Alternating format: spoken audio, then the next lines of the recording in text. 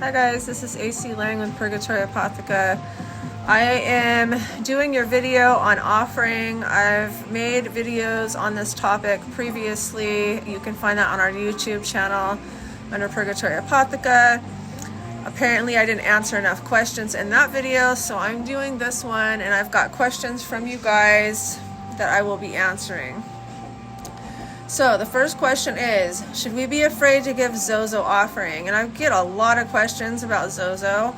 You guys just need to stop. Just don't even think about Zozo. Don't even try to give Zozo offering. Zozo is not what you think it is. It's not a demon.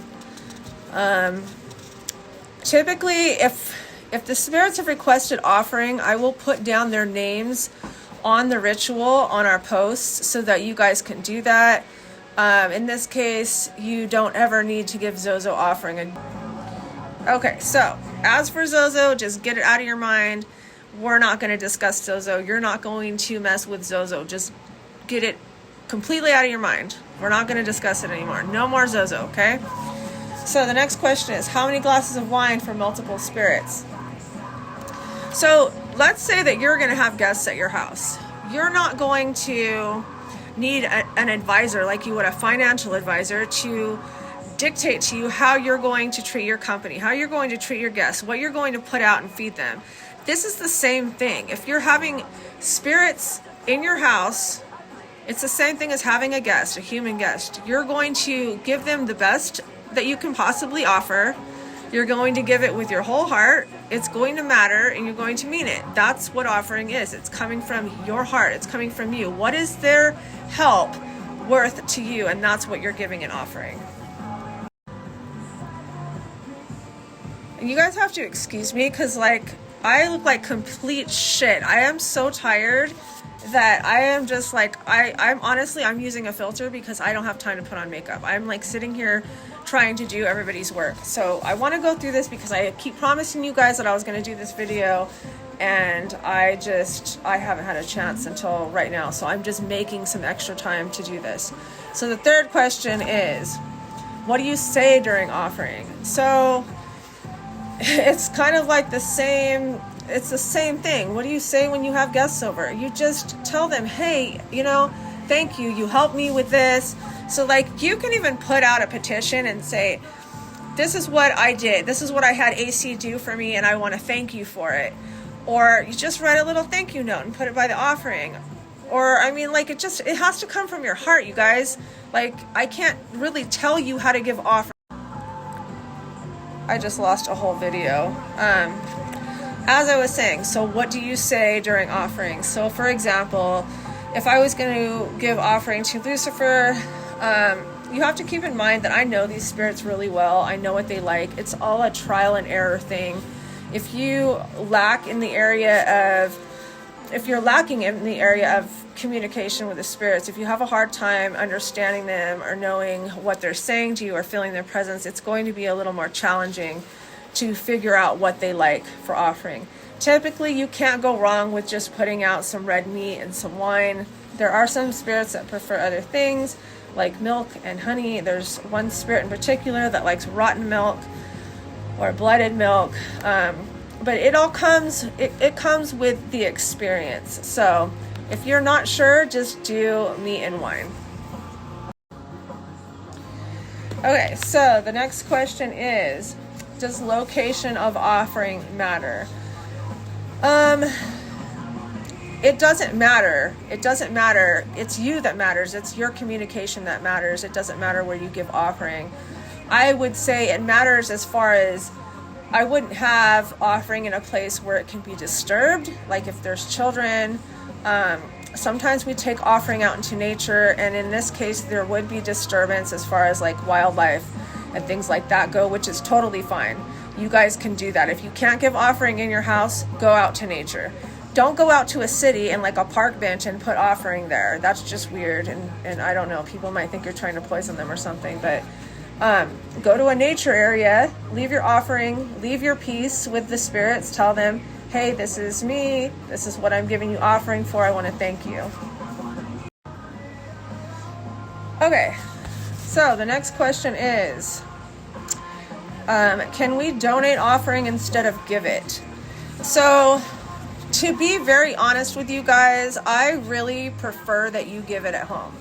I am just too busy. I am way too busy to take care of all the clients, do all the spell work, and give my own offering and run my own life to really have to take time out for offering for you guys.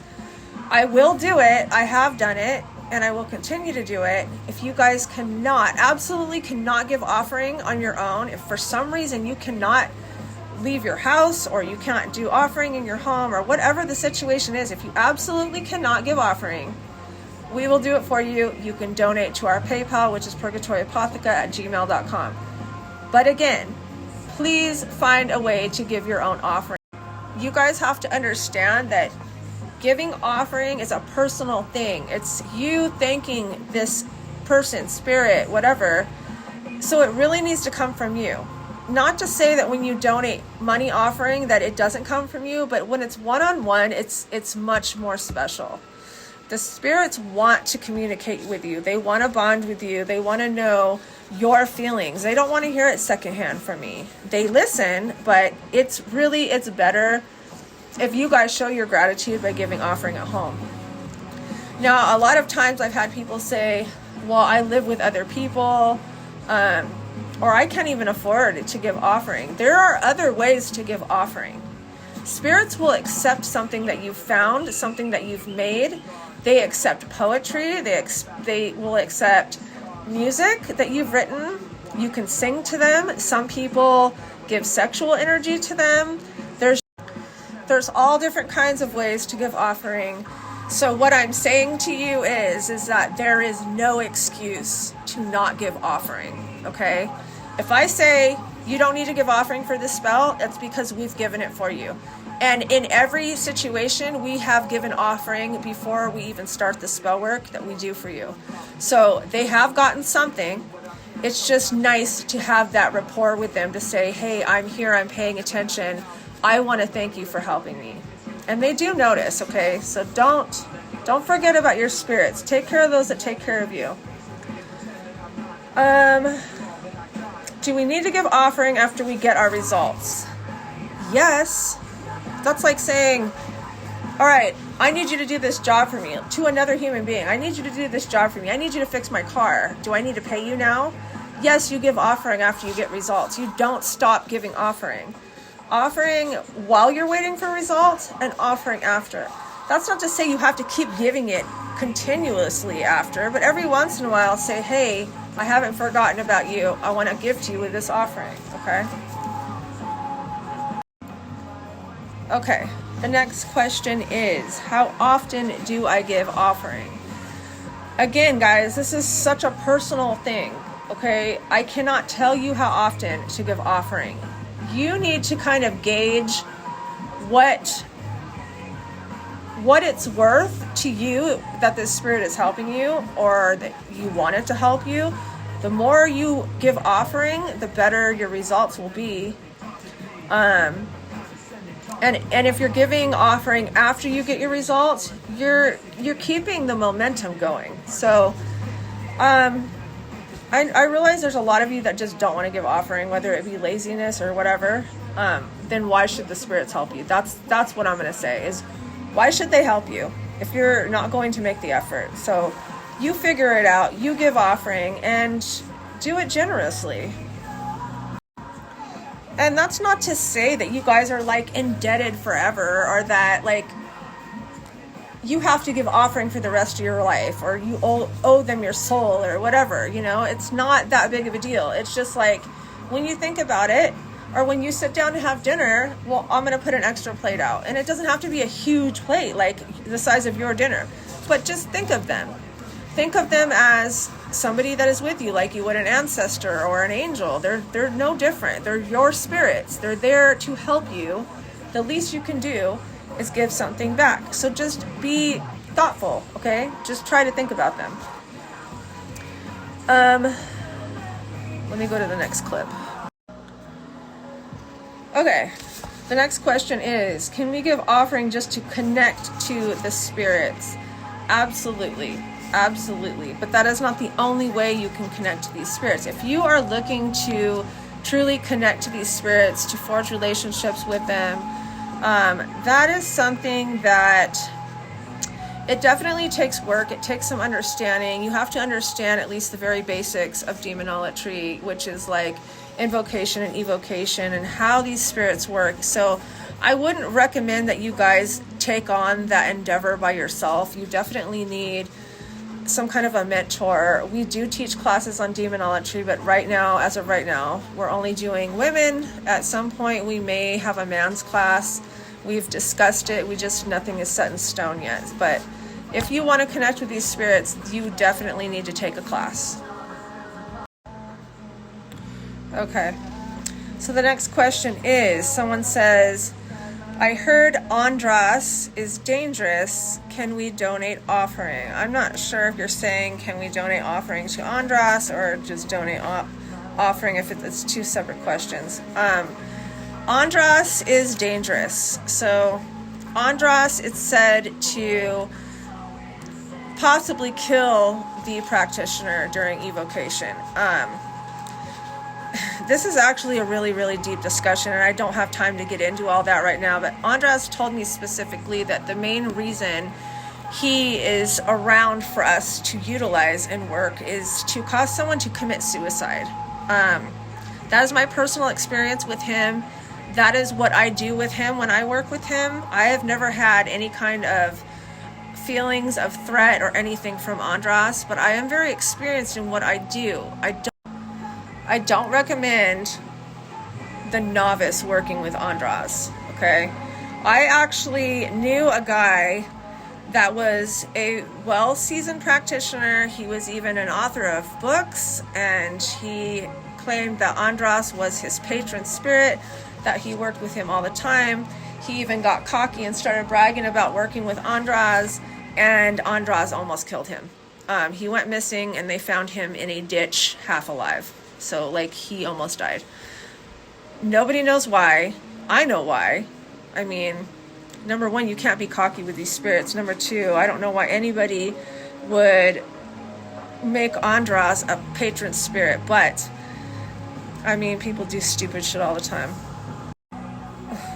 Okay, so the next question is, what demons should we give offering to besides Zozo? Again, no Zozo, okay? Just stop, you guys. Seriously.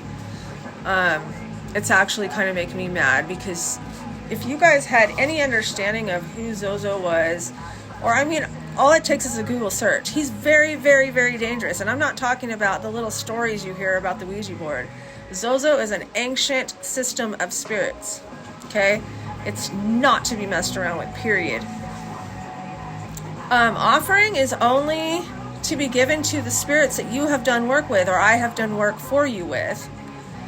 You shouldn't be giving offering to anybody else. And I always post who those demons are, or you can ask, okay? Don't give offering to anybody else. Really, you guys shouldn't even be dabbling in this, unless I say, okay? Unless I say,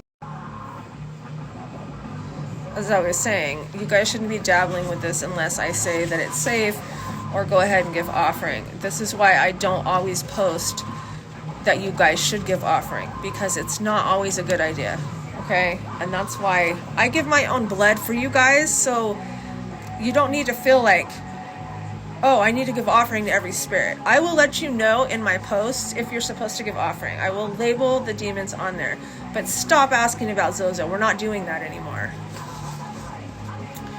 Okay, next one.